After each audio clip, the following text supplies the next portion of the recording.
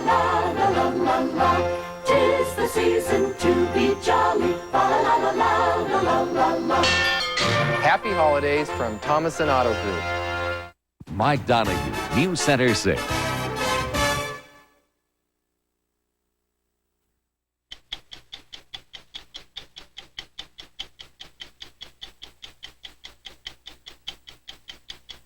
This is how Mrs. Cotter's odyssey began, in an operating room that would soon fill up with 15 specialists. I'm reading 36. 12:04 and Mrs. Cotter's heart has stopped beating. It's absolutely flat line. Won't stop. You look over there, you see it's just sitting there. It's just not beating, it's not quivering. The heart's doing nothing. I was dead. But she isn't anymore. Welcome back, Mrs. Cotter. Critics have described her talent as awesome, even frightening. But that's not all they talk about.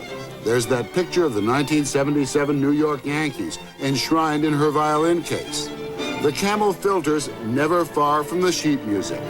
The tag sale fashion and the don't give a damn walk. There's the beer, the bourbon, and the billiards. And then there's that face.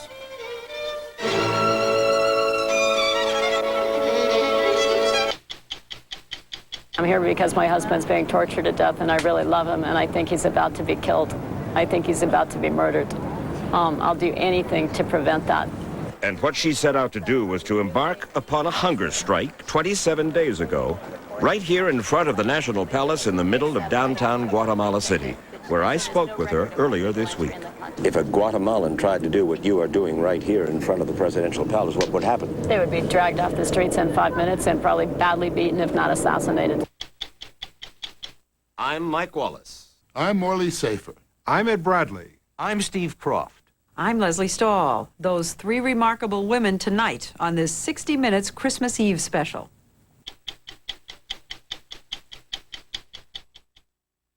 The internet will be the biggest thing since the Industrial Revolution.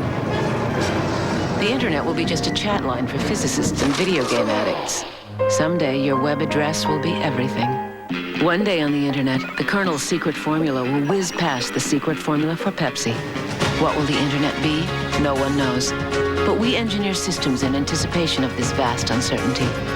So you can approach it as one huge opportunity. Digital, whatever it takes.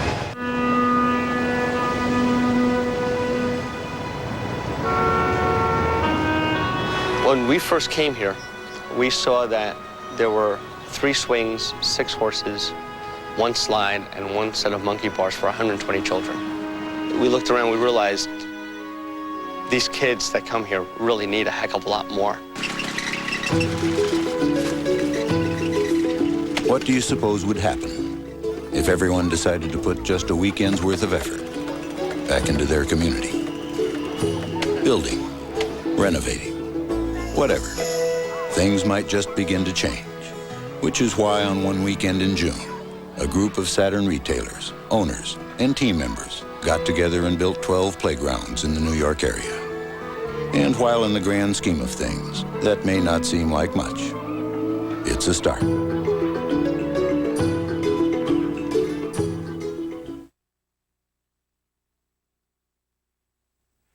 Tonight, 3 remarkable women, starting with a story we did earlier this year about one of them. As a matter of routine, surgeons regularly do things to their patients in the operating room that would get anyone else arrested. But if we told you that your doctor was about to chill your body 35 degrees below normal, stop your heart from beating, stop your lungs from breathing, drain half the blood from your body, and leave your brain without any electrical activity, flatlined, for as long as an hour, you might think your doctors were trying to kill you. And by any standard clinical definition, you'd be right. But that's exactly what we watched 2 surgeons do to Maureen Cotter in order to save her life. Okay, kids, would you get your books and start your homework? When 48-year-old Maureen Cotter, former international banker, wife and mother of 4, went to see her doctor complaining of headaches, she came home with what amounted to a death sentence. She had an aneurysm or swollen artery in her brain, in effect a time bomb ticking away. If it ruptured, she would die. Mommy. And the risk of a conventional operation was so great that her doctors told her their best chance to save her would be if she would let them take her life away while they operated. She agreed. Did you understand that you wouldn't have any life signs at all? Yes, I did. And that didn't cause you concern? Well, some concern, yes. I mean, you hope that they can start it up as well as they stop it. January 11th, New York's Columbia Presbyterian Hospital, 8 a.m. This is how Mrs. Cotter's odyssey began, in an operating room that would soon fill up with 15 specialists, drawing on the most advanced technology ordinarily used to sustain and monitor life. I'm reading 36. But their first task today will be to do the very opposite, to remove all visible traces of life from Mrs. Cotter. Antibiotics are in already? Yes, they are. In any other operation, after putting a patient to sleep, an anesthesiologist will watch the monitors with an eagle eye to make sure the life signs never disappear. But for Dr. Sherry Hall, today is different. Today what you're going to see, where we normally view the heart rhythm on our machines, the EKG, there will be a point where that line will go flat. And that is what everybody thinks of when they think of somebody dying and having a cardiac arrest, that flat line. And we're going to see that today. Dr. Craig Smith, a former fullback of the Williams College football team and now a renowned cardiac surgeon at Columbia Presbyterian, is the man who will stop Maureen Cotter's heart, suspend her life, and then, if all goes well, bring her back. By the time he enters the operating room at 11:15, his colleague, brain surgeon Dr. Robert Solomon, has already exposed the aneurysm in Mrs. Cotter's brain. And the magnified image is projected on this monitor. Can you see on the TV? This is the time bomb Dr. Solomon has to defuse. The ballooning artery in Mrs. Cotter's head filled with blood, too dangerous for him to clip off until it's deflated. It's like working on a balloon, you know, that's tense. And if you were to break it, the patient could die. And for Dr. Solomon to perform the delicate microsurgery, Dr. Smith must first deflate the aneurysm by draining the blood out of it. To do that, he has to drain the blood out of Mrs. Cotter. And as he acknowledged to us, at that point... she's about as close as we come under common circumstances to being clinically dead. And if she were examined by a neurologist, would probably be declared clinically dead in another setting. Scissors? I'll plug your light. At 11:45, we watched as Dr. Smith began the procedure. Are we ready? Yeah. Okay, go on. Going on cardiopulmonary bypass. 3.5. Calculated flow. So you're happy over there? I think okay, we can start cooling. Cooling or hypothermia. It's the key to everything in this operation. By diverting Mrs. Cotter's blood into the bypass machine, Dr. Smith and his team are able to cool and then recirculate the blood back through her body. They're now taking her temperature down 35 degrees below normal. Feel the temperature of the patient. Ooh. And this is her blood. In a couple of minutes, we're going to rest, so... So, can you tell me what is happening here? They explain that the chilled blood cools the heart, and when its temperature drops enough, the heart automatically stops beating. Cooling nicely. Cooling fast, yeah. Right. And so as the temperature falls, everyone waits for the fading heart to stop. It's quivering now. It's not... It's quivering. It's just quivering. Not really beating. Right. You might ask how physicians dedicated to preserving life could seem to be working to take it away. The simple answer is found in television news stories like these. It was the very cold water that helped save Alvaro's life. With his body temperature dropping more than 20 degrees, his heart, lung, and brain needed very little oxygen, and that helped to prevent organ damage. Jacqueline Williams was declared clinically dead.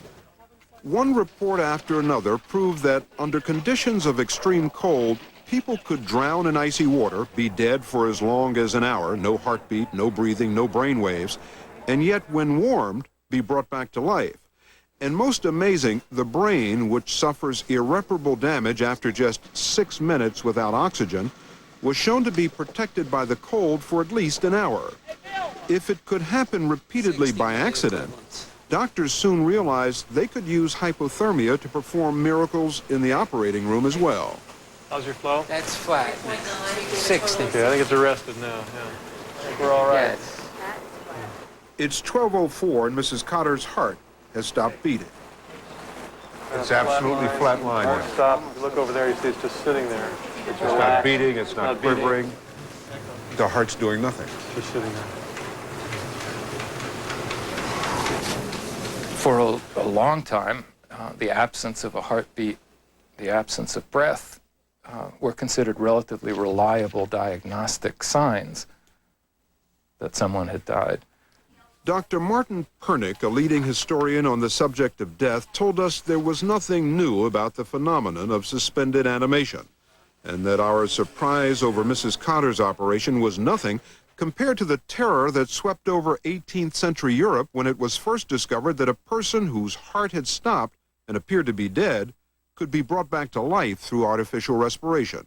The admission by physicians that they couldn't always tell whether someone was dead or alive helped provoke a public panic over the fear that people might be buried alive, people might be declared dead and revive in the coffin. There were dozens of models of coffin alarms on the market that could detect if you came back to life in the grave. So if you died and were buried and you wake up in the coffin covered by 6 feet of earth, you push the button? Yeah, and some of them were automatic. They detected motion, they detected breathing. The ability to revive the heart may be an old story, but what was done to this patient next is not. How long we been on now? On bypass 21 minutes, cooling 19. At this point, even though Mrs. Cotter's heart has stopped, she is still alive because the bypass pump is still circulating oxygenated blood through her body, and most important, into her brain. Bob, I think as soon as the brain is down, we'll be able to stop, so it'll be a few minutes. They're talking about the moment when they will shut down Mrs. Cotter's brain as well. Once it's cooled down to 64 degrees Fahrenheit, Dr. Smith will give the order to turn off the bypass machine, her last lifeline. We don't normally do that. In regular open heart bypass operations, we don't normally turn off the pump. And that's what we're going to do this time. That's what makes this different. We're actually going to stop the blood from circulating in her body. You ready, Bob? Yeah, let's go. Okay, we're going to come off bypass. Right. Start draining. Draining. They are literally draining Mrs. Cotter's blood out of her body into a reservoir where it's stored until the doctors are ready to put it back. Dr. Solomon will let us know when enough blood has been drained. Can you drain a little more, Craig? Sure. Clamps off. Take some more. Okay. That's good, I think. Okay, stop. So now, all the blood's out. The aneurysm is shrunk, and you can see what's going on the monitor over there as he tries to get clips around that aneurysm. Oh, it's really collapsed. Yeah. The blood has left the aneurysm, and all eyes now turn to the TV monitor to watch Dr. Solomon perform the delicate procedure to end the threat to her life. But as of 12:10, Maureen Cotter has left this life. The monitors register flatlines. Even the EEG indicates electrical silence in the brain, legal proof in most states that death has occurred. Particularly in cases like this, you wonder, where is she going during that time that she is in that chilled state? What is she thinking about anything? Where is she? Going into the operation, Mrs. Cotter knew this moment would come, when her life would be suspended. But she told us this was also the time when she would have a role to play. I felt that I would be crossing the tunnel, and I just focused on leaving the tunnel because I felt I had obligations that I needed to take care of, and so I focused on what was essential to getting through that tunnel and getting back to normal. And the essentials that you focused on are? My family. And that helped pull you through this tunnel? Absolutely. Straight Japanese. And I think that's it. I think he's just waiting. Bob, you're just waiting to see how this looks, right? Yeah, I think this is done. I think it's all successfully occluded now. Dr. Solomon's operation is a success. He's clipped off the aneurysm. But now the final act of this drama begins. Can Dr. Smith bring her back from that suspended state? All right, start recirculating. Okay. Back on. Going back on. They're starting to reverse the process, but there's no change on the monitors, which have not recorded any sign of life for 14 minutes. If you had been in that operating room and watched her as we did, what would you say? She's flatline. No heart, no brain activity, lungs aren't working, half the blood is drained from her body, and I turn to you and say, Dr. Pernick, where is she? Is she alive or dead? I would say, by definition, I can't tell you.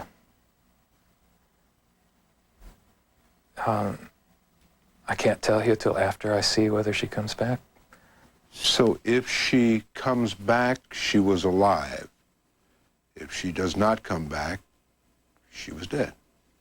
That's the way it's currently treated. 65, 66. Okay, can we warm? Yeah, warm up. Rewarming. It's cold that took her out, and now Dr. Smith is counting on warmth to bring her back. So how is it that you bring them back? Just warm them up. Warm them up? Yeah, just circulate warm blood rather than cold blood. How long have we been warming now? Rewarming 30 minutes. There were no bells or alarms, but at 77 degrees Fahrenheit, the monitor broke its silence. Yes, now the heart's actually beating again. That's what this would call us the echocardiogram. But you can actually see motion now. So the heart has actually started to beat. One after another, we watched Mrs. Cotter's life signs return. Is it fair to say that she's back? I mean, Yeah, I think she's so. on her own? Yeah. Oh, yeah, she's well on her own now. It was a dramatic performance, this trek in and out of mortality, with Mrs. Cotter just 2 days after the operation being given a clean bill of health by Dr. Solomon. I don't believe you're out of bed. Indomitable. Congratulations. Thank you very much. She should go back to a completely normal life within a few weeks to a couple of months at most. Can I run and lift weights and stuff like that now?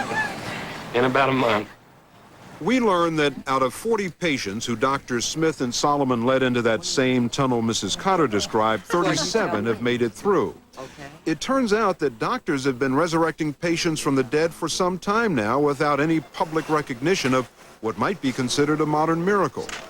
In Siberia, for more than 3 decades, surgeons without any of the high-tech resources of the West have been packing their patients in ice, sending them into death states, and even with these primitive resources, bringing them back to life. They've done it thousands of times. The mind-boggling implications of all this do not surprise our historian of death, who points out that there has never been clarity in drawing the line between life and death, and perhaps there never will be. People who might be declared dead by the standards of 1995 could turn out to be revivable by the standards of 2002. And if that's the case, does it mean that death has to be a provisional concept, a contingent concept? Say that someone is dead by present-day standards. By present-day standards? Yeah. That's a frightening asterisk to add. It's a frightening footnote to put on a death certificate. We used to think that death was the one certainty in a person's life.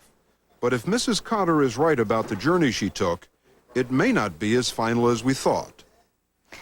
I understand clinically that I had no life signs. But now I do. Since her operation last January, Mrs. Cotter told us, I'm just living life greedily, enjoying her family, getting up each morning at 5 a.m., running 4 miles a day. She said, I find that dying was quite liberating. Now, Ed, imagine when we show up to meet the new winner and say, you've just won $11 million. What a day that'll be. We've never handed over a prize that big before. It's a whole new ball game. Not just 10, but $11 million. And the sweepstakes is in the mail. Forget the number 10. Look for 11. $11 million and our picture. Drop everything and get your entry in right away. This get-rich date is coming up fast. You can win that soon. Hurry.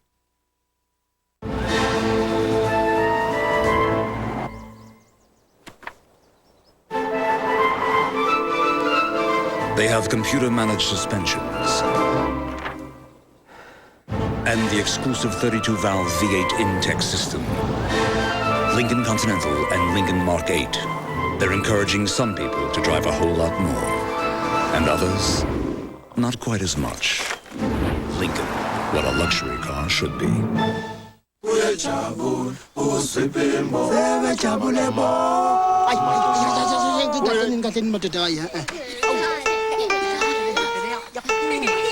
kukhona engikuzwayo lo mkenkethayo ngala kuyini kona lokho i-IBM Kit Drives. ilikhawe lento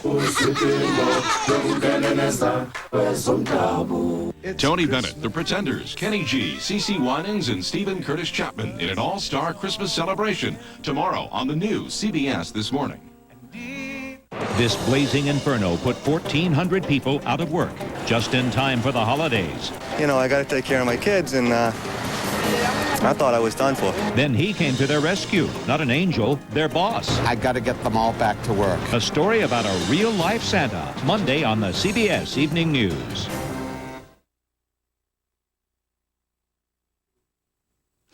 And now, a remarkable young woman we first met 9 years ago, Christmas 1986. Nadja Salerno Sonnenberg was only 25 at the beginning of a concert career that has since placed her in the top ranks of recording and concert artists. As you may remember, Nadja is no passive performer of the works of the great composers.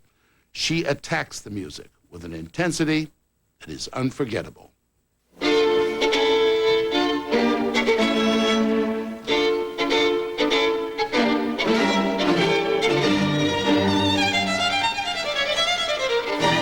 Critics have described her talent as awesome, even frightening. But that's not all they talk about. There's that picture of the 1977 New York Yankees enshrined in her violin case. The camel filters never far from the sheet music. The tag sale fashion and the don't give a damn walk. There's the beer, the bourbon, and the billiards. And then there's that face. A face which mirrors the emotion of every note, every phrase, turning a mere performance into a kind of personal exorcism. I get good reviews for my playing. And in addition, they go, she acts really weird, but she's a valid artist. Really weird doesn't somehow seem to apply She acts on that unconventional, stage. unconventional. Uh-huh. That's the whole thing, it's unconventional. So what do they want to do? Kind of make you sort of Liza Doolittle you? Yeah, I think so. I feel possessed sometimes when I play. And I don't know what my right cheek is doing. I have really more important things to think about. You feel possessed? Yeah.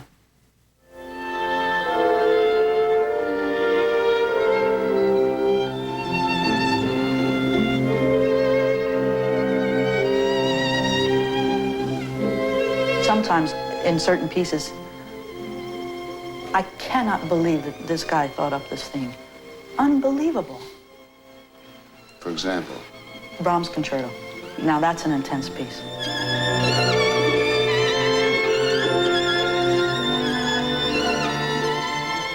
There are certain passages here and there in that piece that are like, you know, God must have approved it. It's unbelievable. And sometimes I start shaking, and sometimes I get all teary, and then my mascara runs down the ear, and it looks great. If I could find somebody I loved as much as I love that piece, we'd probably get married. Nadja Salerno-Sonnenberg was born in Rome of an American mother and a Russian father who abandoned the family when Nadja was only 3 months old. Her mother, Josephine, a piano teacher, bought her a violin when she was 5. 3 years later, she arrived in America for advanced training in violin and other things. Always she wanted to play baseball. She wanted to discover the world, which I let her do after she practiced. But really, she had an incredible love for music. My father would tell her stories of the operas, and she would react. I mean, at 2 years of age, she'd cry. Nadja was enrolled in a tough inner-city high school where she was regularly beaten up, trying to protect herself and her violin. And I said to her, you know, this can either make you or break you as a person. It's up to you. And the first year was incredible for her. It was absolutely incredible. She just would come home and cry, and Nadja's not that kind of a person. Do you think she would have been developed differently, been a different person, had you not had to raise her by yourself? Who can say? She would borrow fathers as a child. She borrowed one father who would take all the kids ice skating on Saturday morning, and another father would coach the baseball team. And that's just how she made her way. I've never once thought, oh, God, I wish I had a father. Because I just didn't grow up with it. It's like some kids grow up without a television. They know it exists, but they've adjusted. I'm sure he knows what I'm doing. He knows who I am. He does? Mm-hmm. You know that? And he can just stew. I don't care. I mean, I think if he were to come backstage after a concert, and congratulate me, I first place wouldn't know who he is. But if he introduced himself as my father,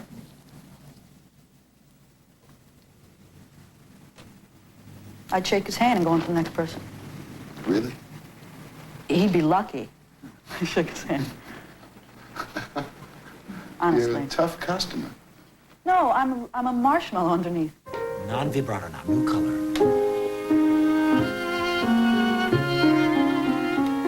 This was Nadja about 5 years ago, after having dropped out for several years.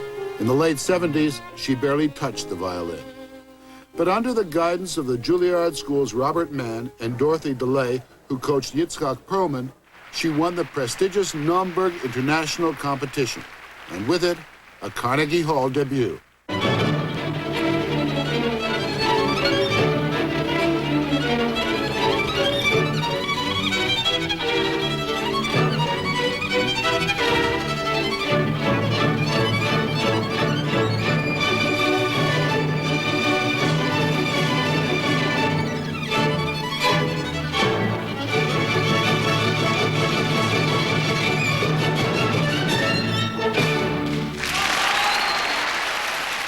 She's passionate, she's quick, she's brilliant. She has no patience for anything that she thinks is not sensible or to the point. 10 years, if things go beautifully, she may be at the absolute top.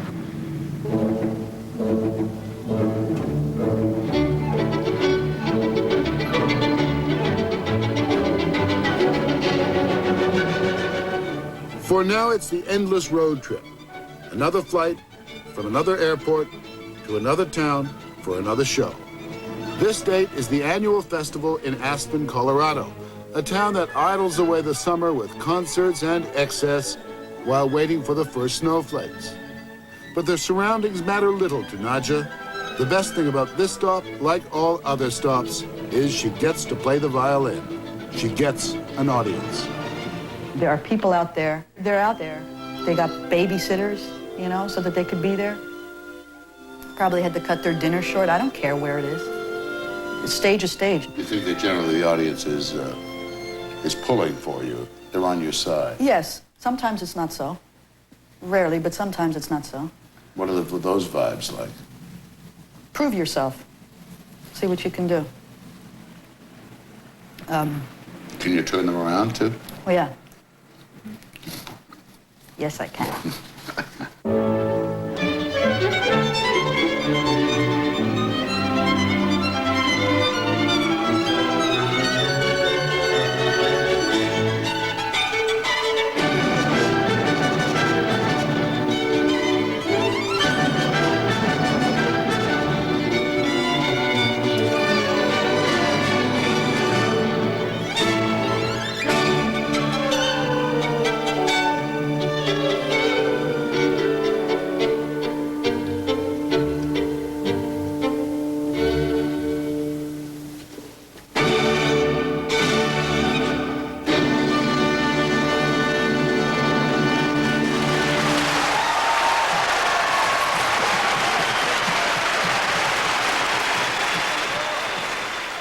Conductor Michael Tilson Thomas. She's just like a kind of embodiment of music. I don't have a strong feeling about her on stage as saying, I am a woman on stage, I am whatever. I just feel that she's on stage saying, I am the music. She is the music. It's a powerful feeling. I wish I could be as convincing when the fiddle's not under my chin. Effective. Like about an hour after it's over, after you see the sign autographs, after the reception, you always go back to your hotel room alone. It doesn't last. Really? Yes.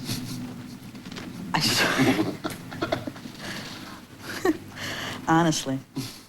But then I feel, as much as I love to play and make music, if somebody were to tell me right now that that's all you're going to have and you will never feel fulfilled other than on stage, I would be very, very, very sad.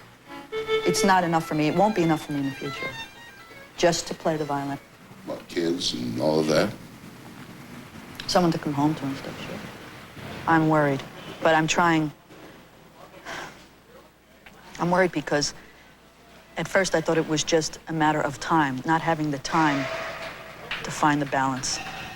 And now it's also a matter of exhaustion and time. And I don't want that to happen. I'm working on it. At one point, on successive nights, Detroit, Toronto, Corning, Potsdam, Poughkeepsie, Morristown, New York City, College Park, Richmond, Washington, Greenville, and West Islip, in as many nights. The only good thing about that is that I will play the violin every night. That's it.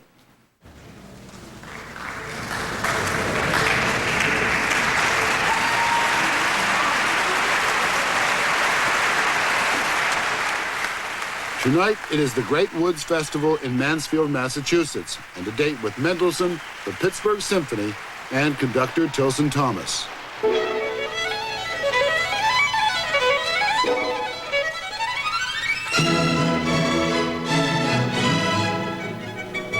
And for half an hour at least, Nadja Salerno-Sonnenberg will be in control. She'll have her stage and her audience, and she'll make them feel what she feels through the only voice she needn't qualify or explain.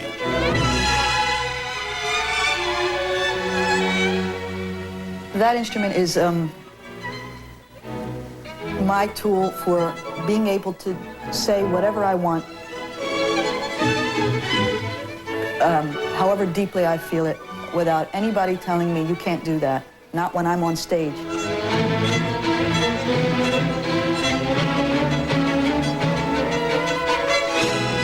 On stage, I say whatever I want, and I say it however I want, and they listen to it, and they like it, and sometimes they stand up and thank me.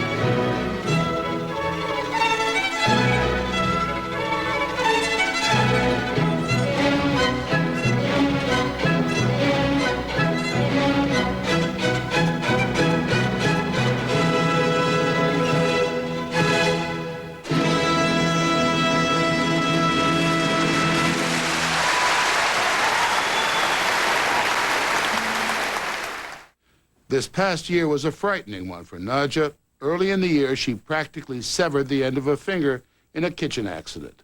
But she's back in top form, performing twice recently at Carnegie Hall. Tropicana Pure Premium. No other major brand comes closer to this than this. Now, what are you waiting for? Try it. really very simple. Tropicana Pure Premium. You just can't pick a better juice. The greatest adventure of our time. Relive it with the smash hit Apollo 13. Buy the video cassette and look inside for the $5 mail-in rebate offer from delicious Tropicana Pure Premium. Hey, there are more presents to open. Okay, Dad. The compact Presario. Has it changed your life yet? This year, we've surprised more winners than ever. My gosh. But next month, you could win the big one. Sunday, January 28th, Publishers Clearinghouse will surprise a new $10 million winner live on TV. Your chance to win is in the mail. This holiday season, we'd like to thank you for helping Lexus attain the highest customer loyalty of any luxury import. So we're celebrating with a December to Remember sales event. Thanks to Lexus corporate support, you'll find remarkable year-end values on the finest cars on the road. So don't miss the December to Remember sales event. When it comes to customer loyalty, Lexus is the toast of the town. Lexus wishes you the happiest of holidays.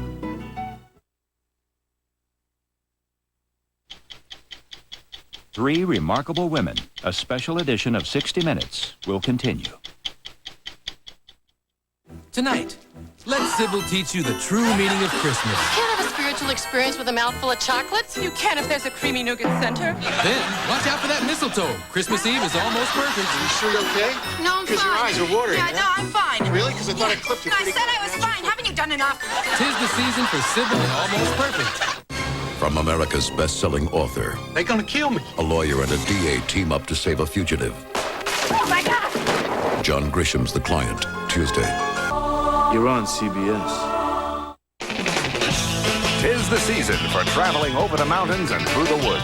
So you'd better see your Northwest Ford dealer first, because that's where you'll find 10,000 of the best-selling trucks in America. Starting with F-Series, #1 for 18 years running and destined to lead the pack for years to come. Plus, there are thousands of #1 selling Rangers now in stock, along with thousands of Explorers, America's #1 selling compact sport utility. 'Tis the truck season, so see your Northwest Ford dealer now. Is it possible to get both political parties to agree on something that really helps people? Ron Wyden did it. The New York Times called Ron Wyden's healthcare legislation the most significant action taken by the 102nd Congress to help people without health insurance. Now passed unanimously by both parties in Congress, Wyden's new initiative will bring healthcare to thousands of uninsured working families by stopping insurance ripoffs of community health centers, and it won't cost taxpayers a penny. Ron Wyden, working with both parties to get something done for us. Now that's different. Flood-damaged homes are fixed in time for the holidays at 11.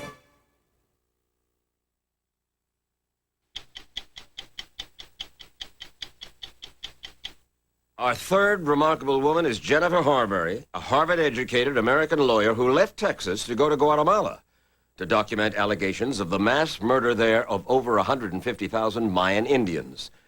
Everardo was the Mayan Indian guerrilla leader whom she met in the mountains there, fell in love with, and married. When first we broadcast this report over a year ago, Jennifer was camped out in the main square in Guatemala City in front of the presidential palace on a hunger strike, trying to force the Guatemalan government to tell her what had happened to her husband, who had disappeared 2 years before.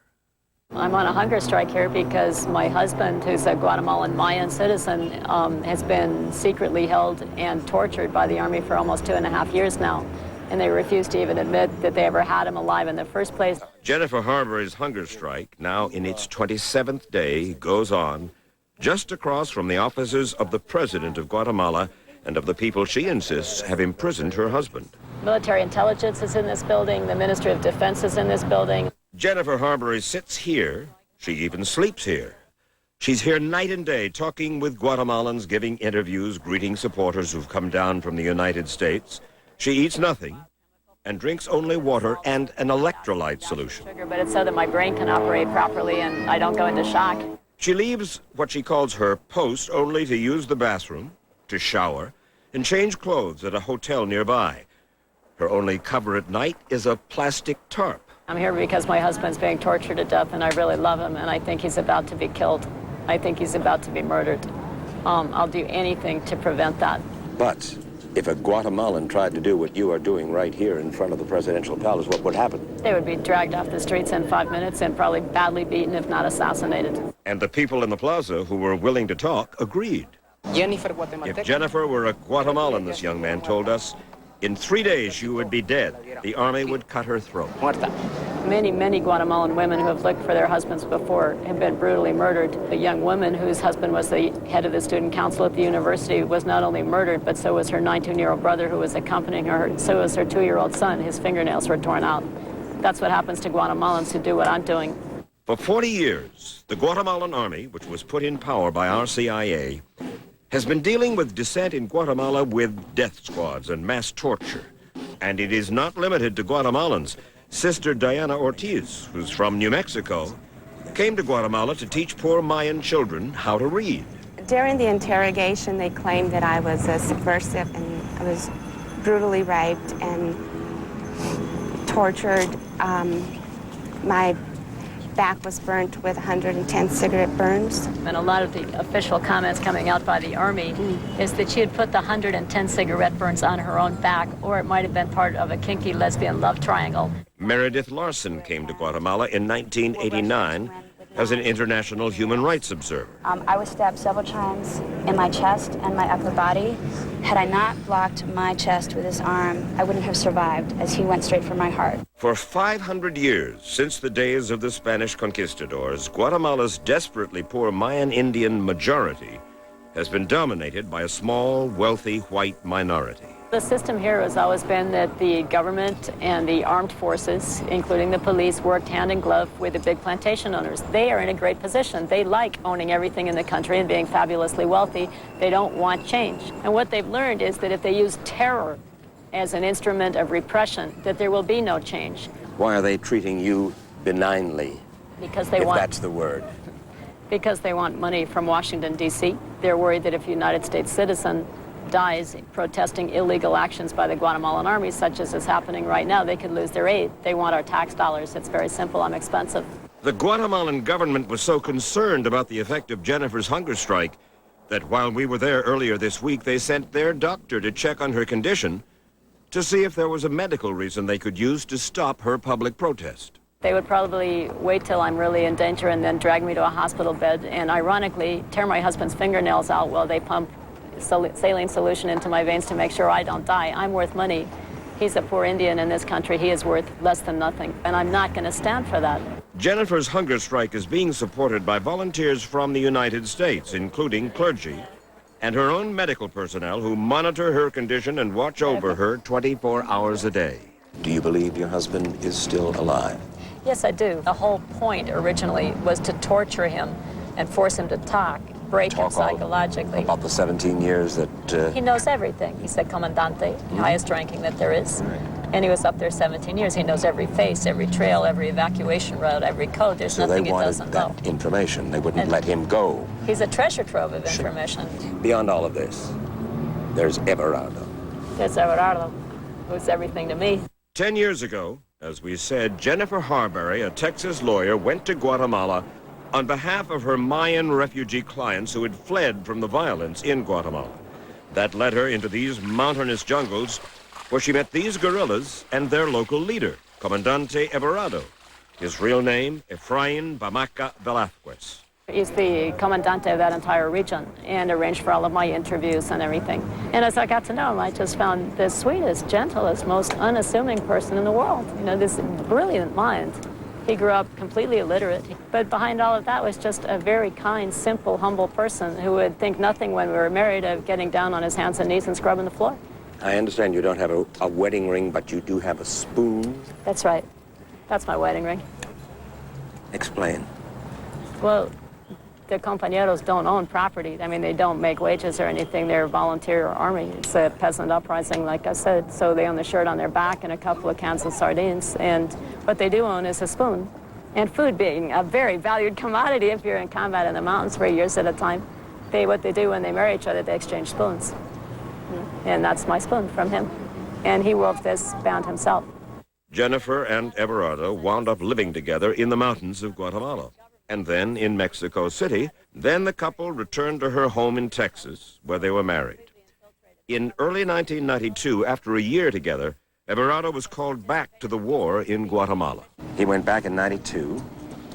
You've not seen him since. That's right.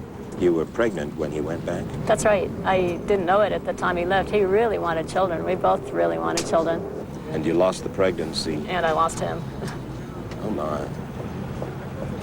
And you're back down here to get Slugging him? it out. I want him back.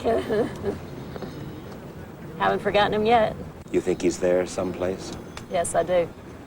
I don't know if he's in the palace. I don't know if he's in the mountains being kept in a pit. I don't know if he's in a secret closed-off cell in one of the military bases. He's somewhere here in Guatemala, and I don't plan to leave without him. But the Guatemalan army insists that Jennifer's quest is pointless. They say her husband was shot in combat and then committed suicide to prevent himself from being taken prisoner. That was on March 12, 1992, and the army reported he was buried shortly afterwards. Then they released, in this letter, a detailed physical description of Everardo as confirmation that the body was indeed his. Jennifer Harbury says that at that point, she was convinced her husband was dead. But then came a startling new development. An eyewitness who saw Everardo alive. This man, Santiago Cabrera Lopez, a guerrilla who had fought alongside Everardo and had been captured by the army and later managed to escape. Santiago says he saw Everardo the day the Comandante was captured by the Guatemalan army. And I actually got to see him at noon on that day. Was he wounded? No. Santiago, who says he was routinely beaten and had his testicles connected to electrodes, says they also tortured Everardo. He was being tortured and questioned, with his eyes blindfolded and his right arm and left leg were bandaged. And what really frightened me was the fact that I saw his body really deformed, swollen. Santiago escaped and fled to Mexico, where in the spring of 1993, Jennifer Harbury met with him and heard for the first time that her husband might still be alive, a possibility that gained credibility as other eyewitnesses came forward. So, using her legal training, Harbury went back to Guatemala and eventually succeeded in getting the government to let her exhume what they said was Everardo's body, so that she could find out if he was really dead. Weren't you a little... I mean, that's a grisly business. It was a very grisly business. And weren't you a little bit apprehensive about having to watch it and having to conceivably handle a skull that could indeed be... I was terrified. I thought that it was a very good chance that they had killed him and placed him in the grave and were going to hand me his head in a bucket. That's exactly what I thought might happen. How'd you prepare yourself for this? I watched a lot of tapes of exhumations. To anesthetize yourself? That's right. And I read all kinds of forensic books, and I just got ready. I went in as an attorney instead of as his wife, basically, because I knew I would have 5 seconds when they showed me the body to say that it was or wasn't him, and why not. Why 5 seconds? Because they would want me to faint, they would want me to become hysterical, they would want me to waffle back and forth, and then they would be able to say, it really is him. She was hysterical, she doesn't really know, she couldn't really tell. It's him, you have to understand, she's a woman. I knew I had to be like steel. As this videotape of the exhumation made by a freelance camera crew demonstrates, they had to exhume 2 other bodies before they came upon the one the army had said was Everardo. They found a very small person in olive green with a smashed skull, and the forensic doctor said, that's the right grave. But it was clear immediately that the man in the grave was not Everardo. He was, in fact, a 19-year-old man whose skull was smashed into pieces from the eyebrows up from rifle butt blows, presumably, not from a bullet. Not my husband. You know, of course, that the Guatemalans here, the defense group, the president's office, and so forth, they say, no matter what you say, that was the body. 5 centimeters too short, 15 years too young, wrong dental patterns. Whatever they say, reality does not exist here. Frank LaRue is the leading human rights lawyer in Guatemala. This is one country that in 30 years of armed conflict, they don't have a single political prisoner. Every time they detain someone, they disappear them, they kidnapping or they murder them. And I think the case of Everardo has become very important. I mean, if he committed a crime, which obviously by being a guerrilla he had, they should have presented him to a court and treated him humanly and decently. But no, the military will never do that. They will never use their own justice system. They always prefer to use violence and sort of hide their acts. what's going to happen with Jennifer Harbury. Her case, I think, is becoming one of the biggest challenges that the Guatemalan government and the U.S. government is facing. The case of Jennifer is highlighting that. Here is the U.S. who has supported the Guatemalan government, who supports Ramiro de Leon, who is now faced with the plight of an American citizen demanding her husband, rightfully so, and the United States will have to decide who will they support, the silence of the Guatemalan military or Jennifer's demands. And what does the U.S. Embassy in Guatemala have to say about all this?